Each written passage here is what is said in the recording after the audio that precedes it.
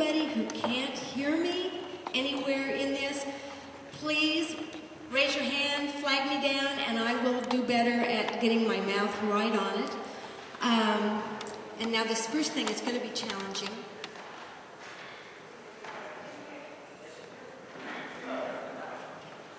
This is the corporate flag of America. And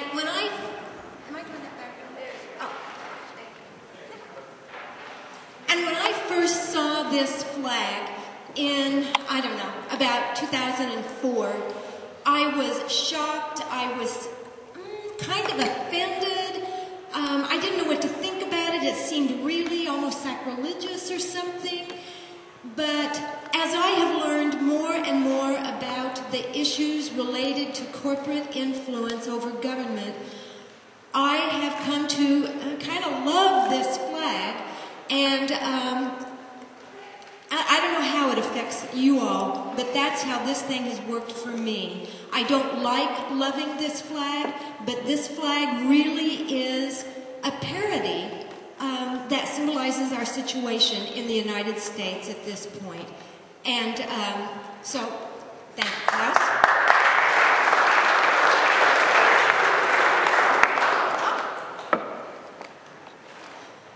So I'm going to be talking today about things related to the situation that we are in and how we got there. Here's another symbol. You know, we hear about Citizens United all the time, and I've discovered that many people don't understand that Citizens United refers to two different things. First of all, it refers to the 501c4, which is the conservative political, basically a funding organization that sued the Federal Election Commission over the movie, which was really a hatchet job on Hillary Clinton. It was called Hillary the Movie. And anyway, they sued the Federal Election Commission because the FEC had said, no, they could not run it in the way that they wanted to do back when Hillary was running for the primary, in the primary for the nomination for the Democratic person running for president. And so this is the symbol for Citizens United, that organization. Now, pretty much from here on out, I'm going to be talking about Citizens United, meaning the Supreme Court decision that happened in 2010. And it is called Citizens United versus the Federal Election Commission. Shorthand is just Citizens United.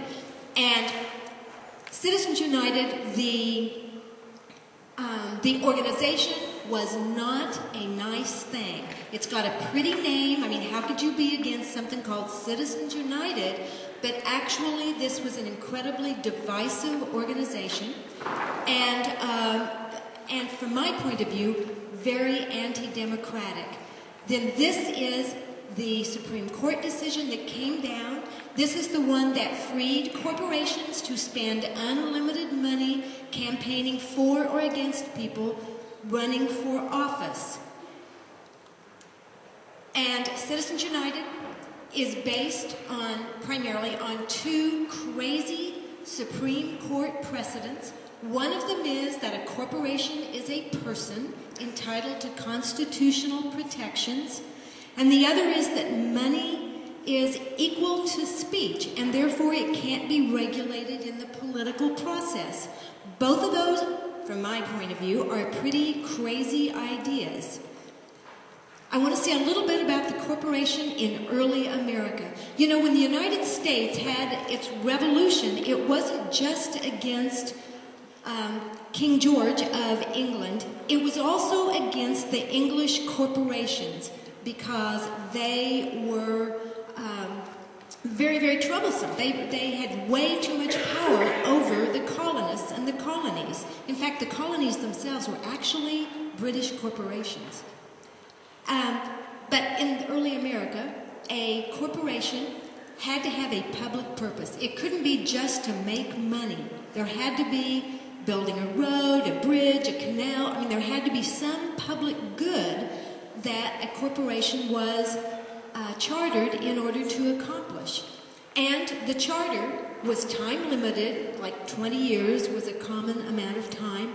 And they had to be passed by the legislature of a state.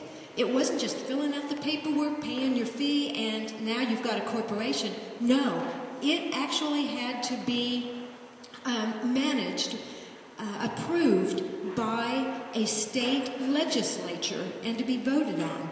And we have every reason to believe the reason it was this way is because our founders recognized that corporations can get way out of hand, so they wanted to keep them local in states. In fact, back then, they had to actually reside in the state they were chartered in. The people who ran them had to reside in those states because they wanted to be able to keep a tight rein on corporations. Corporations could not influence elections or legislation. Imagine that. And a corporation would be terminated for public harm. So, I mean, something dramatically smaller than the oil spill in the Gulf would have already had corporations, dechartered. And profit was incidental. The purpose of a corporation was for that public good. It wasn't to make money. That is how things were in our country from the outset of the country until it started changing really in the 1880s is when the shift started to be more and more toward let's make some money. Now, a little bit more of history. In 1868, the 14th Amendment was passed, and that's the one that gave freed slaves constitutional protections. This was an amendment. It wasn't a Supreme Court decision. It was an amendment, and it was very democratic. It was a good thing to give freed slaves those rights.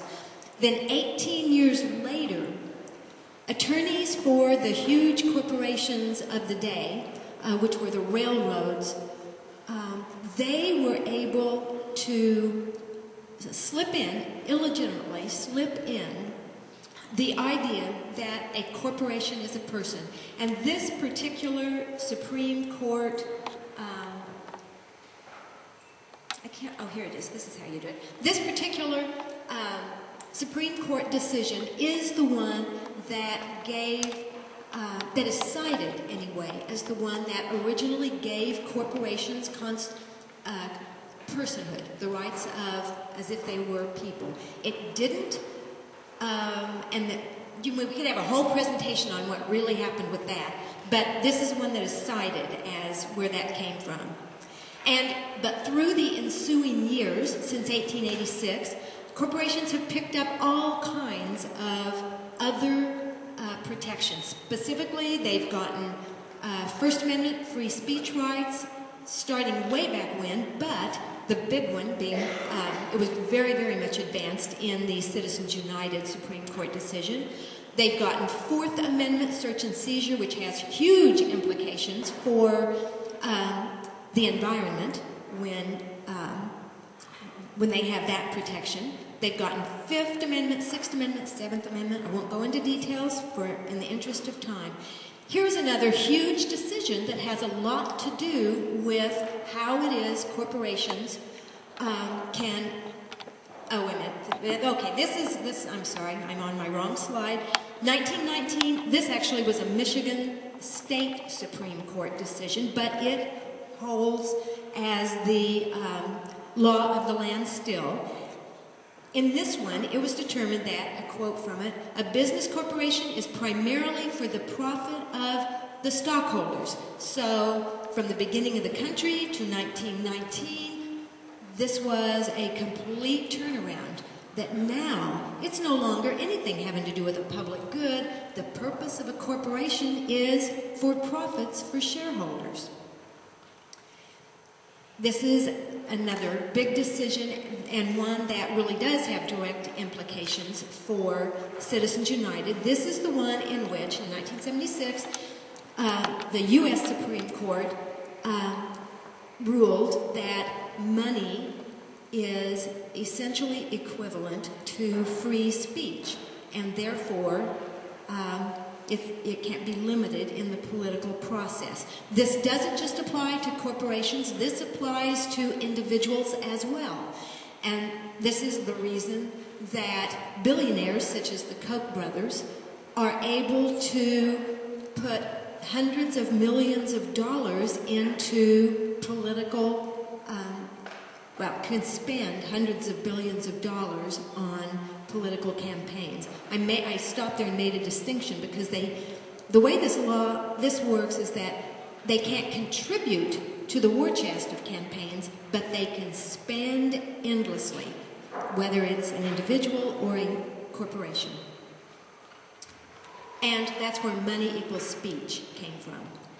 Okay, so then I'm leaping ahead to the current Citizens United, and really it puts corporations in the position of being able to essentially buy the government that they want.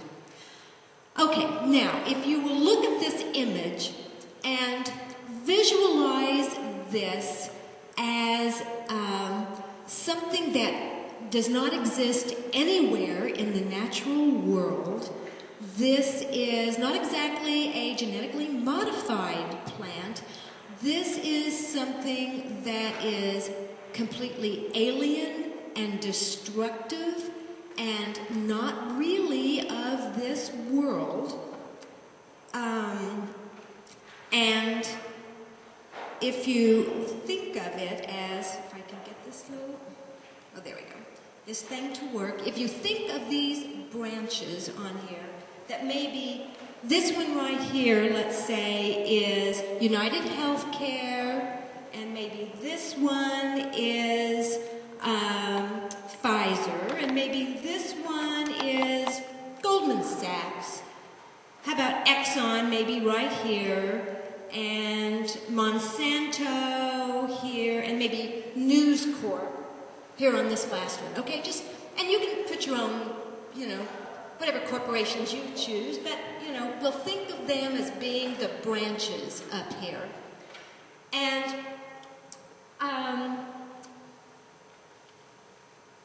And for years, for decades, really, we, human beings, real, natural people, have been doing things, hacking away as we can at these branches. That's what we've done. Through regulatory agencies, through efforts to sue corporations for the harms that they do, through trying to influence our elected officials to do what we need rather than what the corporations need, our energy has gone into, hacking away at these branches. And when you really think about it, has that gotten us very far? I don't think so.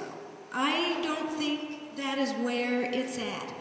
Hacking at the branches will not cause change in the system. In fact, hacking on those branches, in a way, just stimulates the growth and the power of that system.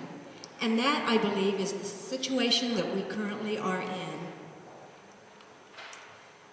And likewise, fighting one corporation at a time, one regulation at a time, even one industry at a time, is sort of the same. We don't get much done when that's where we put our energy. Now, please don't hear me as saying just roll over and go along with, the Keystone Pipeline, and, that's just a branch, so don't worry about it. It's just a branch up here, and that won't matter. No, put energy into fighting those things. But what we also have to do is we have to fight the root of the problem.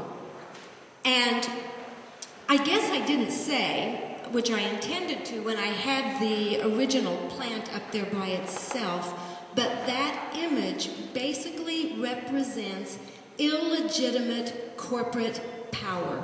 That is what the whole thing here is about. Illegitimate corporate power. And that is what we need to fight. Yes, fight the regulations, fight for better regulations, sue corporations when that's the thing to do, talk to your legislature, your representatives, do all of those things, but have energy also into the root of the problem, and that is illegitimate corporate power. Congress did not pass corporate constitutional rights, ever. None of the corporate constitutional rights came from Congress. No president has ever recommended corporate constitutional rights. That hasn't happened. The root of the problem is where we've got to put our energy, because it all came from the Supreme Court.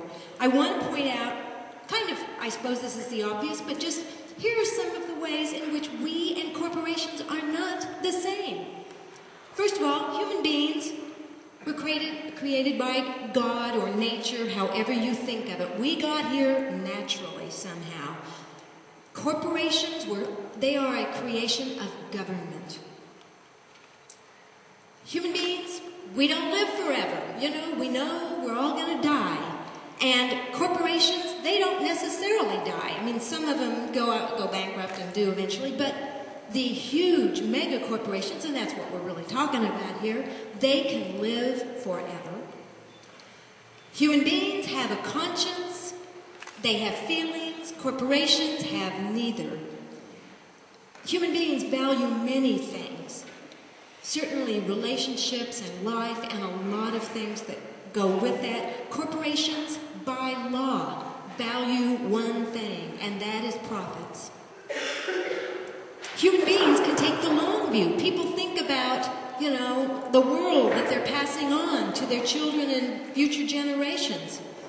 Corporations only look to the next quarter because, their quarterly profits is what their focus is, and actually, by law now, that's what it should be. But that is not the long view, and that is not good. And human beings look at nature, look at the natural world as essential to life, and we treasure it. Corporations look to the natural world just for how they can exploit it, what they need, what they can make money from that's in it. We are not the same. Corporations should not have constitutional protections. Okay, but why an amendment? I mean, that's asking for a whole lot. There have only been 27 amendments in the course of the United States, and 10 of them were the Bill of Rights that came out right at the very beginning in 1791. But why an amendment? And here is why. Because the Supreme Court in 1803 ruled itself as supreme among the three branches of government. And that is the way it is. The Supreme Court is supreme. And their job is to interpret the Constitution.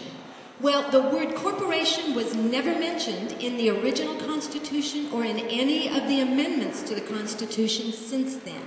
So it is really open widely to interpretation, and we know how they've interpreted it. They say corporations are persons with constitutional rights.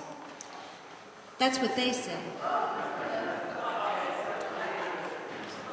Okay, well, the Sierra Club, at least 12 years ago, because I got this information from the Sierra Club's website, at least 12 years ago, the Sierra Club had begun really recognizing that you couldn't just go for fighting those branches, trying to regulate and sue and those things.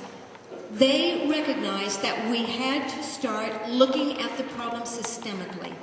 And I must say, I'm so happy the Sierra Club did that, and the Sierra Club has officially endorsed Move to Amend, the organization that I am a part of, and the language that we have for amending the Constitution. And there are flyers, I don't know, downstairs. Jennifer, where are the flyers? We have flyers everywhere that you can get that have the language that we are seeking. In short, our language says that only human beings and not corporations are persons entitled to constitutional protections, and that money is not equivalent to speech, and therefore it can be regulated in the political process. And that is what we need to do. Here is another symbol. This is a symbol that I love. This was the logo for Madison, Wisconsin, when they, almost a year ago, passed a ballot initiative with our language calling for the amending of the Constitution on those two things.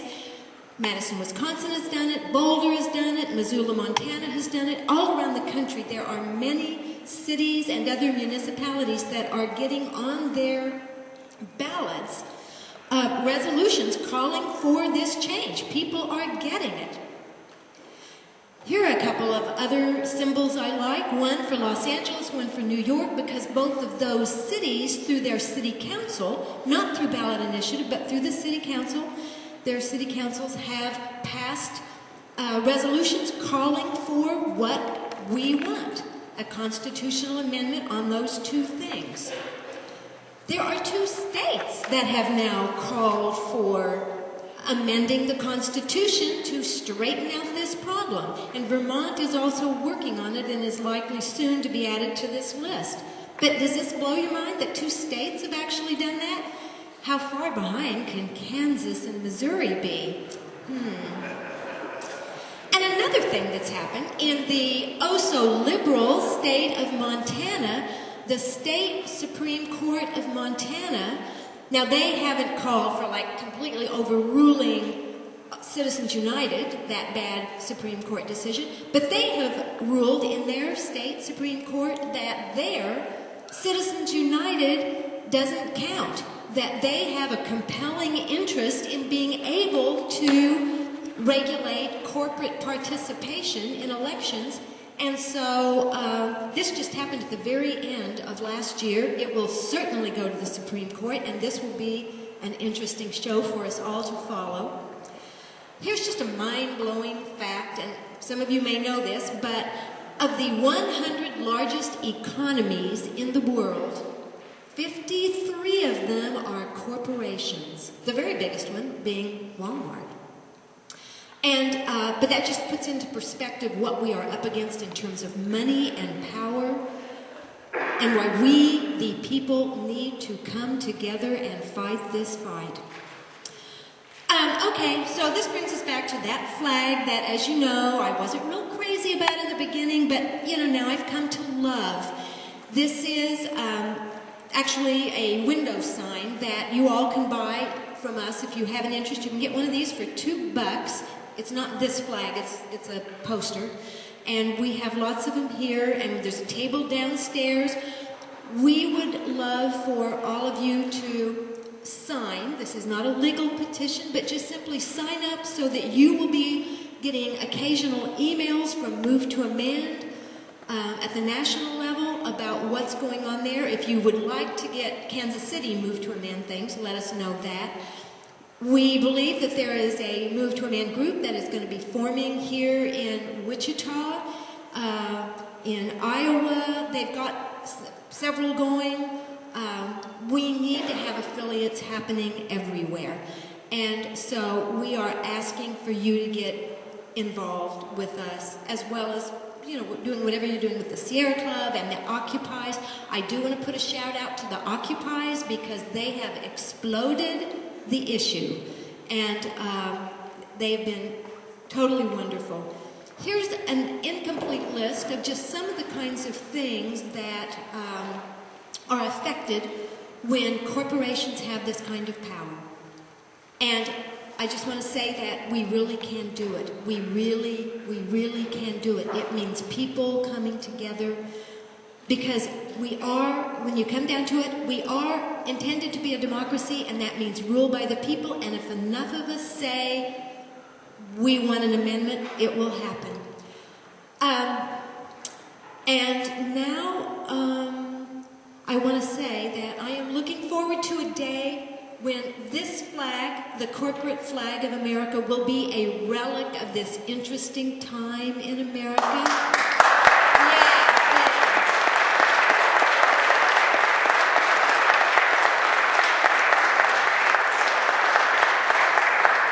And that we will all be able to really embrace the American flag with the stars and the stripes, and that we won't have to be dealing with this. And since you all just spontaneously applauded, I want to just kind of end with this little thing that we do occasionally in Kansas City that goes,